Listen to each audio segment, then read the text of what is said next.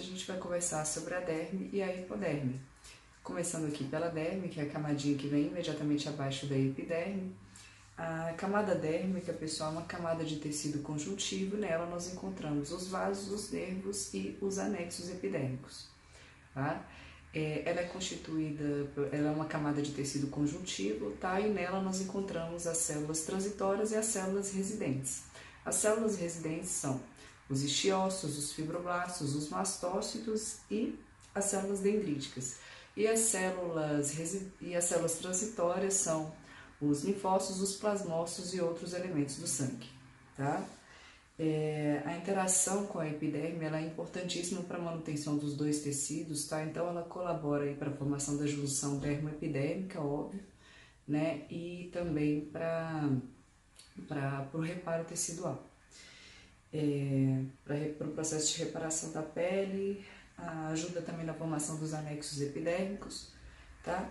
E a derme ela também é subdividida em camadas, então a gente tem a derme meu cachorrinho. Então a gente tem a derme papilar, reticular e a adventícia. A derme papilar, que é a derme mais profunda, a derme mais superficial, forma as papilas dérmicas. A gente encontra nessa camada uma celularidade maior, tá? E ela é constituída por feixes mais finos de colágenos que são mais verticalizados. A derme reticular, que vem um pouquinho abaixo, ela já é constituída por colágeno por feixes mais grossos de colágenos que são mais ondulados e mais horizontalizados. A derme adventícia ela é a derme encontrada em torno dos vasos e dos anexos, ela também é constituída por feixes mais finos de colágeno. Nós temos então 28 tipos de colágenos, né, que são enumerados em algarismos romanos de 1 a 28. Vamos falar então aqui rapidinho sobre os principais tipos de colágeno. O colágeno tipo 1, ele corresponde a 80% do colágeno dérmico do adulto, tá? E o tipo 3, ele predomina na vida embrionária, na vida adulta ele corresponde a aproximadamente 10% do colágeno. O colágeno tipo 4 compõe componentes das membranas basais, tipo 5 e 6. São pouquíssimos encontrados na derme.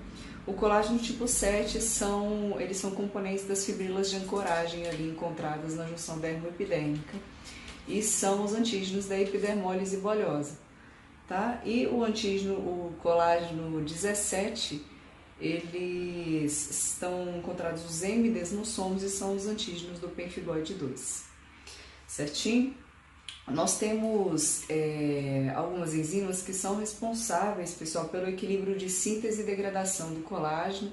Essas enzimas se chamam metaloproteinases, que por sua vez são controladas pelos inibidores teciduais de metaloproteinases. A gente descreve como MMP ou TIMPs. Então, por esse motivo, pessoal, esses TIMPs eles são importantes influenciadores na questão da remodelação do tecido conjuntivo, né? Estão atuantes em situações de cicatrização, gravidez, angiogênese, metástase e diversas outras situações do organismo. Eles são divididos em 3, tá? Que são as colagenases, as estromerisinas e as gelatinases. As colagenases são as MMP ácidas, básicas, as estromerisinas são as básicas, MMP básicas, e as gelatinases são as MMP neutras. Vamos falar agora, pessoal, sobre as fibras elásticas, que vão formar uma rede que vai se estender da junção dermoepidérmica até o tecido celular subcutâneo, né, a hipoderme. Essas fibras elásticas elas são encontradas em torno dos vasos sanguíneos e também dos folículos pilosos e se encontram entremeadas entre as fibras colágenas, tá? Entre o colágeno. Esse sistema elástico, né, de fibras elásticas, ele é constituído por 3 tipos de fibras, que são as oxitalânicas, as eulanínicas e as fibras maduras, tá? Que são fibras mais espessas. Essas fibras, elas formam uma trama que tem uma função de ancoragem e de oposição às forças de compressão e de distensão, tá? Na pele, a principal fonte de fibras elásticas é o fibroblasto, embora possam ser produzidas por outros tipos de células também, tá? Mas a principal é o fibroblasto.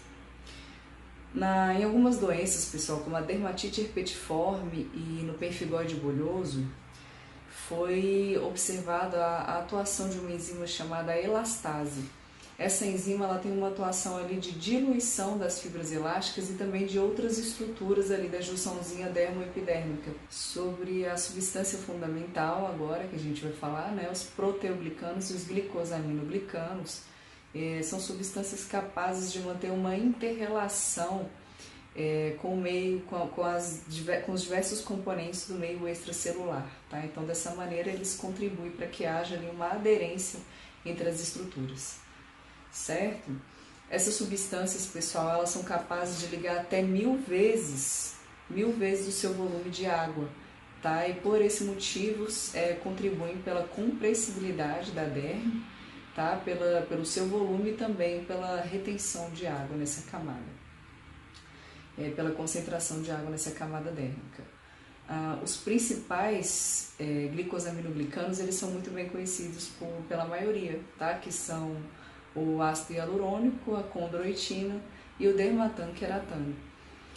No meio extracelular nós temos também metaloproteinases, tá? Do meio extracelular, que tem a função ali de digerir as macromoléculas encontradas na matriz, né, na matriz extracelular, e elas são também principalmente produzidas pelo fibroblasto.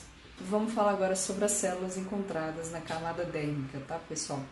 Começando aqui pelas células mesenquimais, que são células que têm capacidade de se diferenciar em outras, tá? Então, em condições patológicas, elas vão se diferenciar em células da linhagem histiocítica, linfocítica e granulocítica. Outros tipos de células encontradas são os fibroblastos, né? Já falamos bastante sobre ele. O fibroblasto ele tem a principal atuação enzimática, né? Grande função enzimática, principalmente na síntese e degradação de proteínas do tecido conjuntivo, e outros fatores que funcionam como mensageiros para a epiderme, vasos e outras estruturas também, tá? Outros tipos de células são as células do sistema retículo endotelial. Aqui nós temos os estiócitos, né, macrófagos, e os dendrócitos dérmicos. Os macrófagos, pessoal, têm diversas funções, né? São células muito importantes para a pele, porque são células fagocíticas, apresentadoras de antígeno, têm atuação microbicida, tumoricida, têm propriedades hematopoéticas também, tá? Produtoras de citocinas e outros fatores e também de fatores de crescimento. Em algumas condições patológicas são eles que originam as células epitelioides gigantes do granuloma, tá?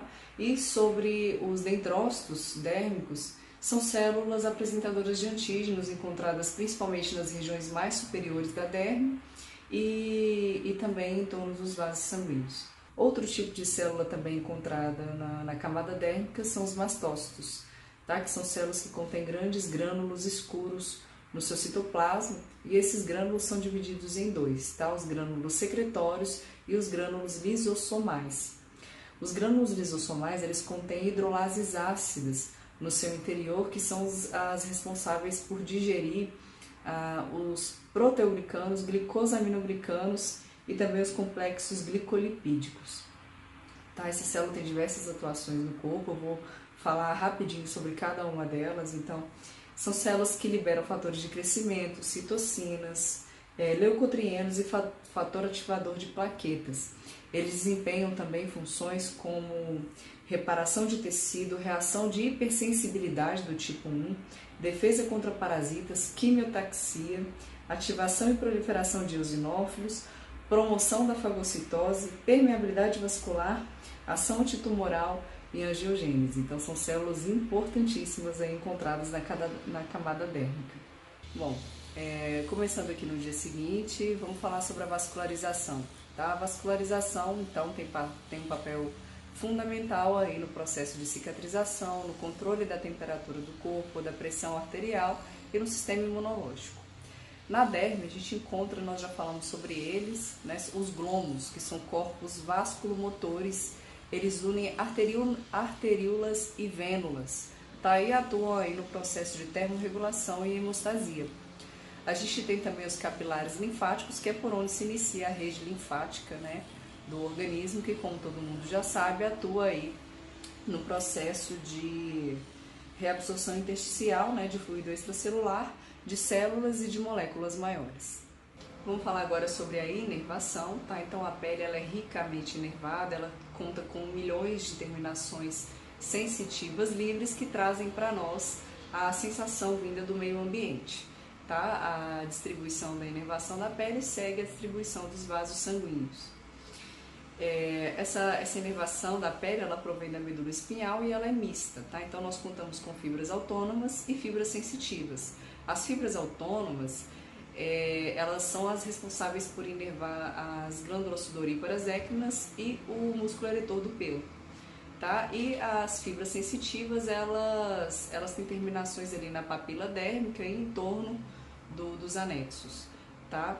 Em algumas situações, né, às vezes elas terminam com conexões diretas ali com células de Merkel, como nós já conversamos, são células presentes na epiderme e em corpúsculos nervosos. Então, pessoal, nós temos aí a sensibilidade tátil e dolorosa. A sensibilidade dolorosa traz para nós a sensação de frio e de queimadura, e a sensibilidade tátil ela é mais aflorada em algumas regiões, tá? Como, por exemplo, nariz, lábios e extremidades digitais, e menos aflorada no tronco e nas regiões plantares. Nós temos os corpúsculos nervosos também, que são estruturas sensoriais organizadas, são vários tipos, cada um com uma função e localização específica.